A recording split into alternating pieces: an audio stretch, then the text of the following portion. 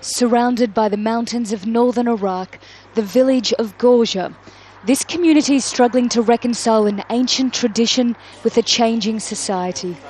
We travelled here to discover the impact today of an old custom: exchanging women.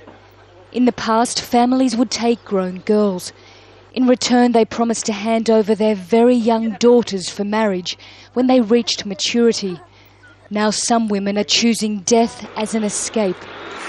The grief and guilt of a mother.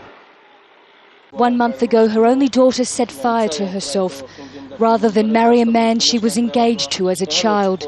I saw the light, and then I saw that my daughter was on fire, and I threw water on her and I tried to put the fire out. She was still alive, so we took her to the hospital, and 5 days later she died. I said to my daughter, "You will bring us shame if you don't marry." Now I wish I accepted her decision. We have to stop the mullahs in the villages from doing this. In some places it is sanctioned by the local mullah, as culture and religion are woven together in the community's social fabric. There is change underway in these Kurdish villages, and today it's very rare to hear about young girls being promised for marriage. But the problem is there's still old agreements between families, and it's the daughters who are caught in the middle.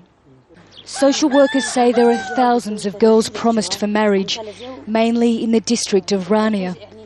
Now the same men who engage their children for marriage are opposed to the custom. We didn't have any education. A visitor would give us one of his daughters for 2 children. We thought this was good. Now I know it's very bad. This culture has to stop. If the woman agrees to the marriage, that's okay. If she doesn't, she should be free. Small farms beneath towering peaks. Here time-worn traditions prevail. But now the people of GUIZH are challenging their own customs.